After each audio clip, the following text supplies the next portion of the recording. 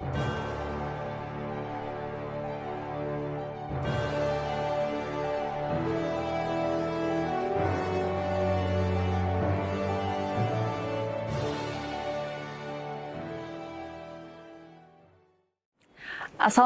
warahmatullahi wabarakatuh.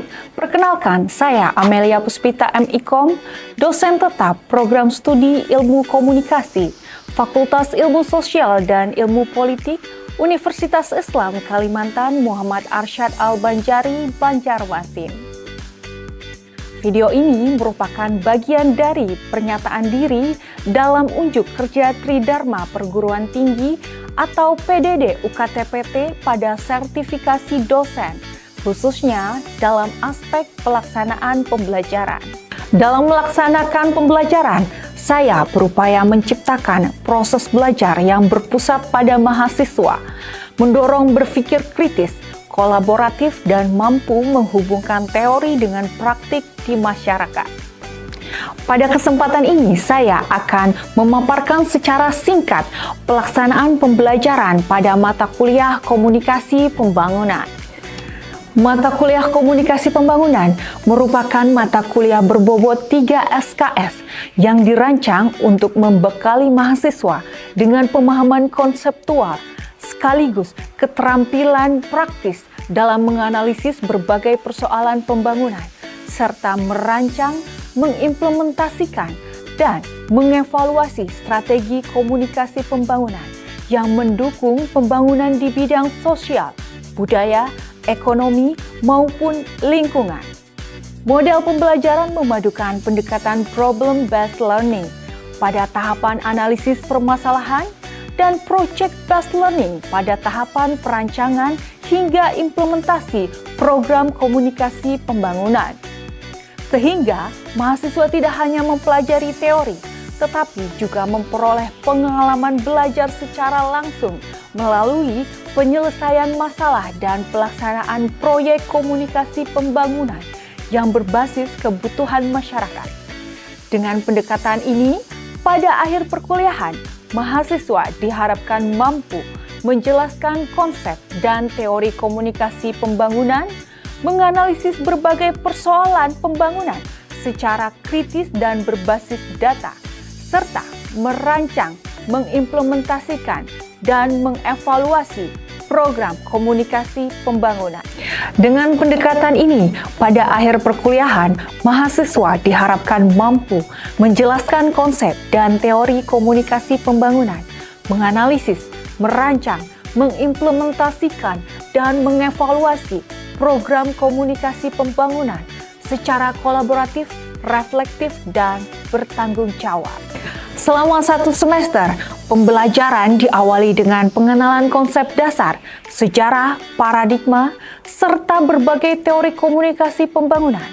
Selanjutnya, mahasiswa mempelajari penerapan komunikasi pembangunan dalam berbagai konteks, seperti difusi inovasi, komunikasi partisipatif, media digital, budaya lokal, dan corporate social responsibility. Memasuki paruh akhir perkuliahan, mahasiswa mengaplikasikan teori yang telah dipelajari untuk merancang, mengimplementasikan program komunikasi pembangunan yang disesuaikan dengan kebutuhan masyarakat serta potensi dan kearifan lokal, khususnya dalam konteks masyarakat Banjar.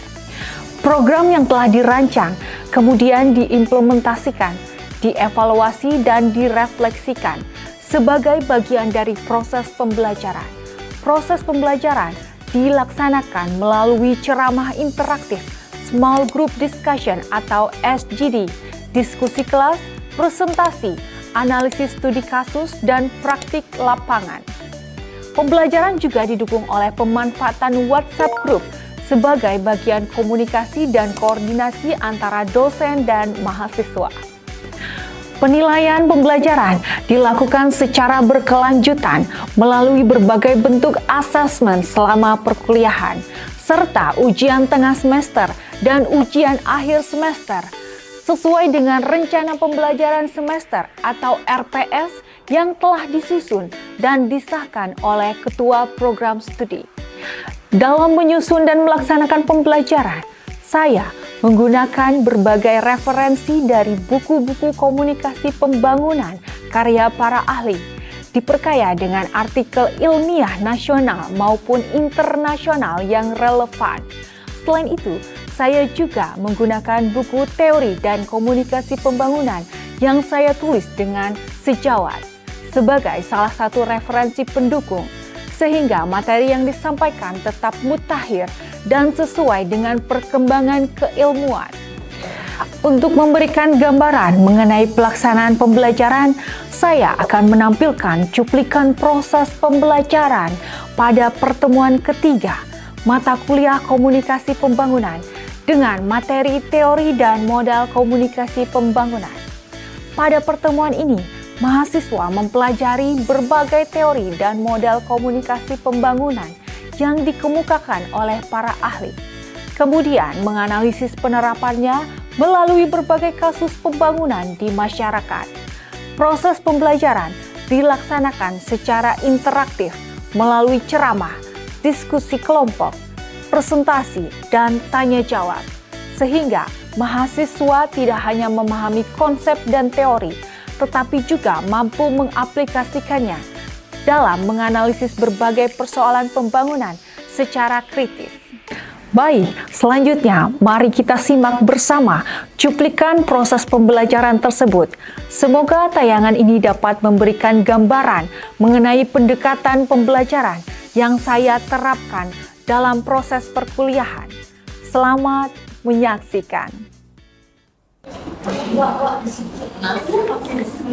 Assalamualaikum warahmatullahi wabarakatuh. Pada sehat pagi hari ini? Pada semangat? Alhamdulillah ya. Ibu persiapkan terlebih dahulu. Udah pada masuk ya? Nanti absennya akan Ibu bagi, oke?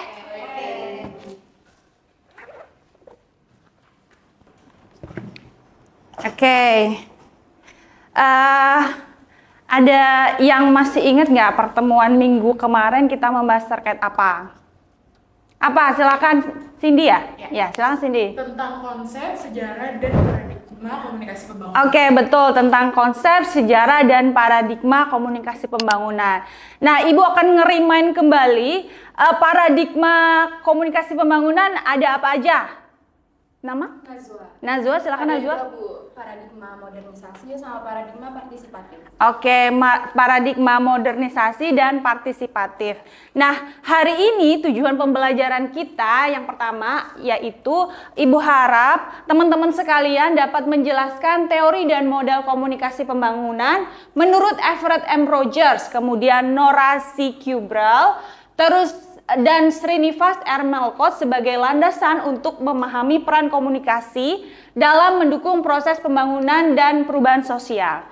Kemudian selanjutnya Ibu berharap teman-teman sekalian juga dapat menganalisis nantinya ya proses difusi inovasi menurut Everett M. Rogers untuk menjelaskan bagaimana suatu inovasi dapat diterima, diadopsi, atau ditolak oleh masyarakat dalam berbagai program pembangunan. Dan yang terakhir, Ibu harap kalian juga dapat menerapkan teori komunikasi pembangunan dalam menganalisis berbagai kasus pembangunan di masyarakat, sehingga dapat memilih pendekatan komunikasi yang tepat sesuai karakteristik masyarakat sasaran begitu ya. Jadi nanti di akhir semester, bukan di akhir semester, maksudnya di akhir pertemuan, Ibu akan meminta kalian untuk melakukan sosialisasi secara langsung. Tapi kita akan mempelajari teori-teorinya terlebih dahulu ya. Oke, sampai di sini ada yang ditanyakan? Tidak ada? Oke. Kalau tidak ada, kita langsung masuk di teori dan modal komunikasi pembangunan yang tadi sudah saya jelaskan ya. Oke. Nah, apakah teori komunikasi pembangunan itu penting dan mengapa? Ada yang tahu nggak kenapa teori komunikasi pembangunan itu penting? Nama? Amel.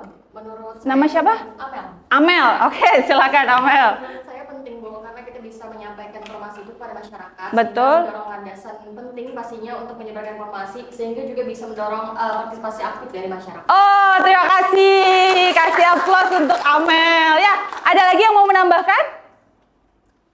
Sudah cukup? Oke. Ya, jadi teori komunikasi pembangunan itu penting ya. Kalau nggak ada komunikasi, program pembangunan itu tidak akan berjalan lancar. Informasinya juga tidak bisa didapat oleh masyarakat tanpa komunikasi. Makanya itu kita juga harus membuat strategi komunikasi yang tepat untuk target sasaran yang kita tuju, begitu ya.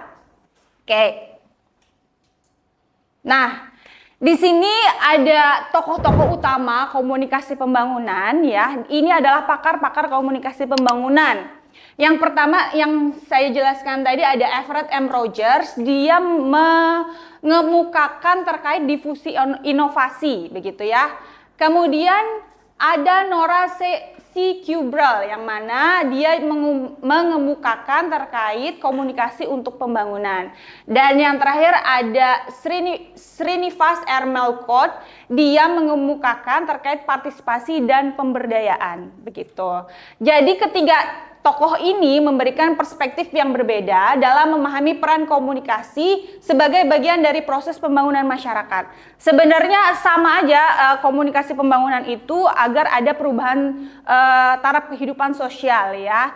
Cuman caranya mereka aja berbeda-beda tergantung target sasaran itu tadi ya. Oke, next. Nah, di sini kita akan membahas terkait teori dari difusi inovasi Everett M. Rogers ya. Jadi Everett M. Rogers mengatakan teori difusi inovasi menjelaskan bagaimana suatu inovasi dikomunikasikan melalui saluran tertentu dan dalam kurun waktu tertentu kepada anggota suatu sistem sosial sehingga inovasi tersebut dapat diterima, diadopsi ataupun ditolak oleh masyarakat. Jadi kalau ada inovasi baru, masyarakat itu kan pasti memang mereka belum tentu untuk menerima. Pasti mereka akan mencari tahu dulu apakah itu bermanfaat atau tidak inovasi tersebut, begitu ya. Nah, di sini ada tahapan dari difusi inovasi menurut Rogers tadi. Yang pertama adalah knowledge ya. Knowledge itu apa artinya? Pengetahuan ya. Pengetahuan ya, mengetahui adanya inovasi terlebih dahulu. Persuasion apa bahasa Indonesianya? Iya betul, persuasi. Jadi menilai dan membentuk sikap terhadap inovasi terlebih dahulu. Kemudian decision. Nah, decision itu adalah memutuskan ya. Jadi memutuskan dan menerima atau menolak inovasi. Kemudian yang keempat adalah implementation. Implementation adalah menerapkan ya, menerapkan inovasi. Kemudian confirmation adalah konfirmasi, mengevaluasi dan menguatkan keputusan, begitu. Sampai di sini paham? Oke, kita masih membahas terkait difusi inovasi ya. Nah, di sini contoh kasus ada program inovasi M-Paspor. M-Paspor itu dulu masih konvensional, kita harus ke imigrasi kan untuk mengajukan paspor baru misalnya ya. Nah, yang saya sudah jelaskan tadi, bisakah kalian menganalisis kasus M-Paspor ini dengan tahapan difusi inovasi? Coba angkat tangan. Nama? Z. Silakan Z. Kalau tahapan knowledge? Kalau tahapan knowledge itu awalnya masyarakat kan berusaha untuk mencari tahu terlebih dahulu tentang aplikasi M-Paspor ini. Selanjutnya itu ada namanya persuasion. Persuasion, betul. Itu lebih ke mereka mencari, bukan mencari sih, kayak apa ya? Menilai. Menilai dulu Bu, itu tuh aplikasinya termasuk yang mudah digunakan atau tidak. Oke. Next, habis persuasion tadi apa? Decision. Ada yang mau nambahkan decision? Nama? Dea, silakan Dea. Decision tadi dia sudah memutuskan mau menggunakan inovasi itu atau tidak. Betul, dia sudah memutuskan telah menggunakan apa tadi? M-Paspor. Terus setelah decision, ayo apa? Ayo tadi. Implementation. Iya betul, implementation dulu ya, bukan confirmation. Implementation? Itu tuh sudah ke penerapan atau pengaplikasiannya. Oh iya, penerapan dan pengaplikasiannya. Kalau di M-Paspor berarti dia sudah menggunakan sistem M-Paspor ini tadi ya. Kemudian setelah mengimplementasikan apa lagi? Iya betul, mengkonfirmasi ya, confirmation. Confirmation itu di tahapan kasus M-Paspor berarti seperti apa? Di tahap mengevaluasi gitu dan merekomendasikan kepada orang terdekat. Betul, mengevaluasi dan juga merekomendasikan kepada orang terdekat karena dengan menggunakan aplikasi tersebut sudah hemat waktu. Terus apa lagi? Hemat biaya juga ya, lebih dimudahkan untuk masyarakat dengan menggunakan M-Paspor. Cuman saya juga pernah mengurus M-Paspor ya, untuk memang mereka dari imigrasi itu mereka punya target sasaran ya.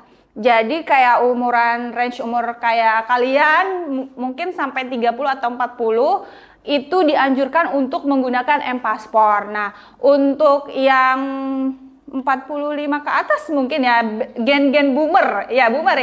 Nah, gen boomer itu mereka masih menerima layanan konvensional begitu ya. Sampai di sini udah paham terkait difusi inovasi? Oke, alhamdulillah ya. Oke, next.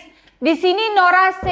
Kubral. Nah, komunikasi pembangunan merupakan penerapan ilmu dan seni komunikasi untuk mempercepat transformasi suatu negara dari kondisi kemiskinan menuju pertumbuhan ekonomi dan pemerataan sosial yang memungkinkan setiap individu mencapai kualitas hidup yang lebih baik.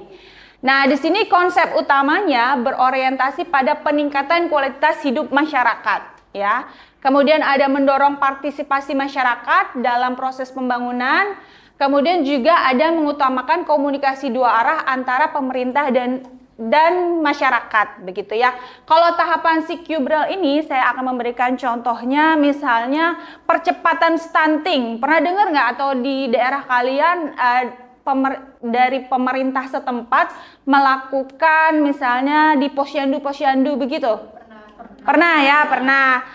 Biasanya mereka kan bekerja sama dengan posyandu, kemudian dengan kelurahan, terus masyarakat setempat juga, dan mereka juga akan memberikan makanan-makanan sehat biasanya ya. Jadi masyarakat juga diajak untuk berpartisipasi dalam percepatan program penurunan stunting itu sendiri, begitu ya. Nah, kita next.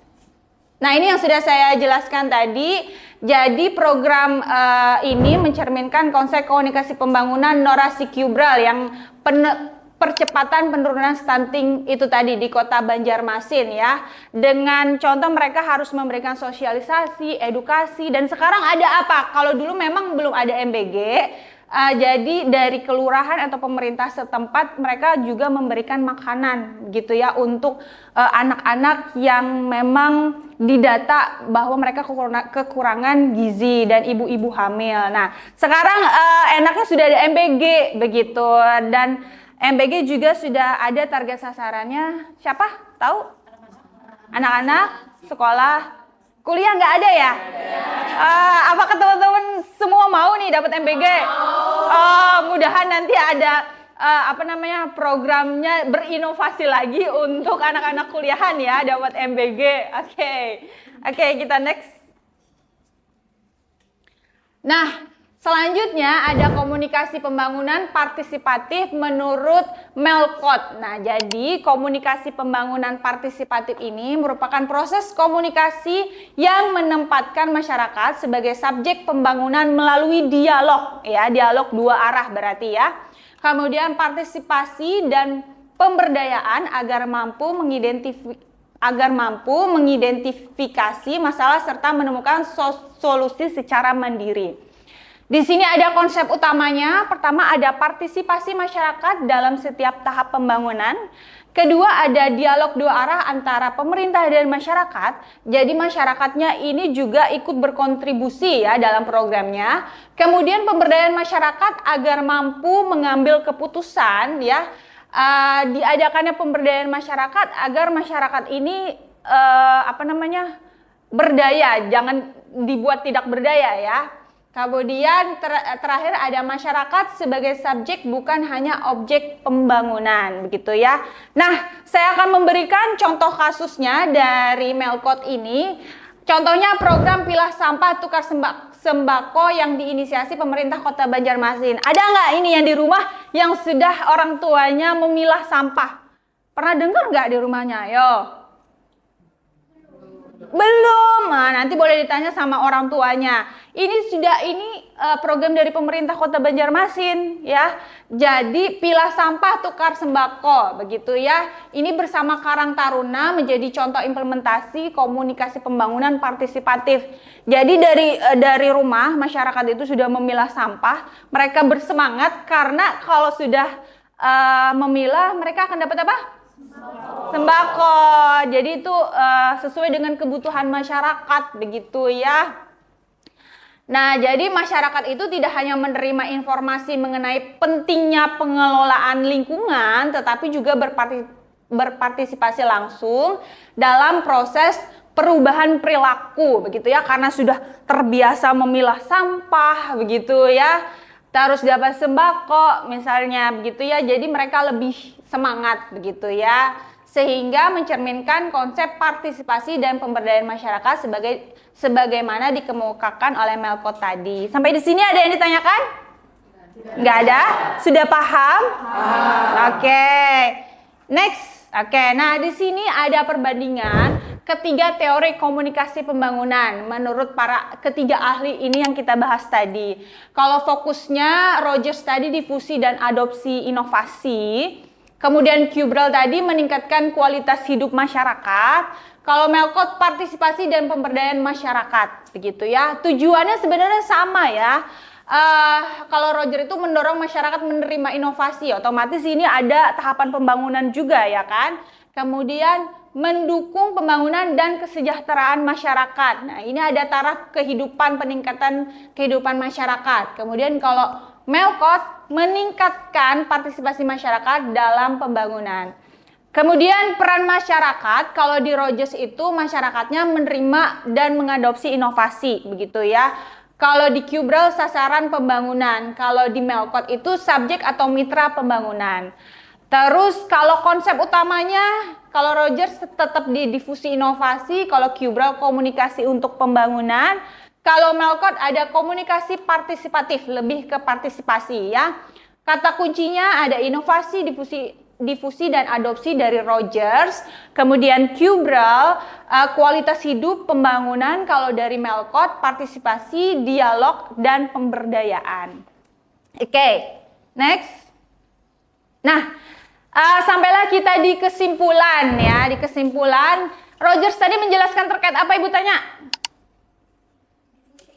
Difusi inovasi, benar ya. Jadi Rogers itu menjelaskan bagaimana suatu inovasi dikomunikasikan dan diadopsi oleh masyarakat, ya, begitu. Kalau Kubral, komunikasi pembangunan, iya, memandang komunikasi sebagai sarana untuk meningkatkan kualitas hidup dan kesejahteraan masyarakat. Kalau dari Melkot, ayo yang lain. Oh betul, komunikasi partisipasi ya, tadi sudah ada kata kuncinya ya. Jadi menekankan pentingnya partisipasi dan pemberdayaan masyarakat dalam proses pembangunan. Ya, sudah paham semuanya sampai di sini? Paham. Oh, alhamdulillah kalau sudah paham. Oke, nah ternyata ada tugas kelompok untuk minggu depan. Pada senang nggak? Senang, senang. Oke, nggak apa-apa. Ini melatih untuk kalian dapat menganalisis tadi ya, menganalisis kasus-kasus yang ada di lingkungan masyarakat setempat, begitu. Ini boleh dicatat terlebih dahulu, boleh disiapkan ya, silakan dicatat. Yang pertama, kalian Ibu minta untuk membentuk kelompok yang terdiri atas 4 atau 5 mahasiswa. Nanti Ibu yang membagikan ya, nanti Ibu share di grup WhatsApp. Kemudian selanjutnya pilih salah satu kasus pembangunan yang terjadi di masyarakat. Ada lokal, nasional, atau global. Tapi ini lokal saja ya, karena kita di Banjarmasin, Ibu minta kalian lokal saja ya. Ada yang ditanyakan terkait kasus pembangunan lokal atau contohnya atau bagaimana? Nggak ada, udah paham? Ya cari di sekitar kampung-kampung kalian saja, misalnya di kelurahan kalian ada program apa. Jadi setiap kelurahan pasti ada programnya buat masyarakat begitu ya. Nah, kemudian analisis kasus tersebut menggunakan salah satu teori komunikasi pembangunan. Ya, jangan salah kalau misalnya di kelurahan mereka tidak punya inovasi atau tidak punya sistem-sistem baru, kalian tidak bisa menggunakan teori dari Rogers, nggak bisa begitu ya. Misalnya kalau di Dukcapil, nah itu boleh Dukcapil. Ada yang pernah mengurus KTP nggak? Pernah. Menggunakan aplikasi apa? Betul, Parak Acil ya. Mereka berarti sudah berinovasi ya menggunakan apa namanya tadi? Iya, aplikasi Parak Acil. Aplikasi atau website itu ya? Website ya. Website Parak Acil. Itu memudahkan atau tidak? Memudahkan. Oke, memudahkan ya. Jangan salah menganalisis. Tadi harus kalian cek kembali apakah ada aplikasi atau tidak. Kalau tidak berarti masuk ke Qbrel. Habis itu kalau misalnya masyarakatnya ikut gotong royong berarti masuknya ke betul Melkon. Mereka berpartisipasi. Oke. Nah, selanjutnya susun resume analisis dan bahan presentasi untuk didiskusikan pada pertemuan berikutnya ya. Jadi bikin dulu dokumennya, kemudian dibuat PPT-nya ya, dibuat PPT-nya. Minggu depan kita akan mempresentasikan, oke? Oke. Next. Sudah habis ya. Sampai berjumpa di pertemuan berikutnya. Ibu, terima kasih kalian sudah memberikan waktunya.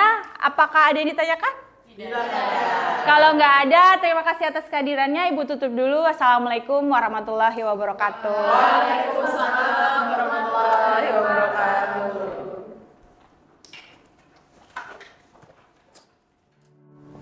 Baru saja Anda menyaksikan cuplikan proses pembelajaran saya pada pertemuan ketiga mata kuliah Komunikasi Pembangunan di program studi Ilmu Komunikasi Fakultas Ilmu Sosial dan Ilmu Politik Universitas Islam Kalimantan Muhammad Arsyad Al-Banjari, Banjarmasin. Pada pertemuan selanjutnya, mahasiswa akan melaksanakan pembelajaran berbasis proyek atau Project Based Learning dengan mengidentifikasi permasalahan pembangunan di lingkungan sekitar, serta merancang strategi komunikasi berdasarkan teori yang telah dipelajari. Terima kasih saya sampaikan kepada Kementerian Pendidikan Tinggi, Sains dan Teknologi, Direktorat Jenderal Pendidikan Tinggi, LL Dikti Wilayah 11 Kalimantan, Pimpinan Universitas Islam Kalimantan Muhammad Arsyad Al-Banjari, Banjarmasin, rekan-rekan dosen, serta seluruh mahasiswa yang telah berkontribusi dalam proses pembelajaran ini. Demikian yang dapat saya sampaikan. Semoga cuplikan pembelajaran ini dapat memberikan gambaran mengenai pelaksanaan pembelajaran yang saya terapkan dalam mendukung peningkatan mutu pendidikan tinggi. Wassalamualaikum warahmatullahi wabarakatuh.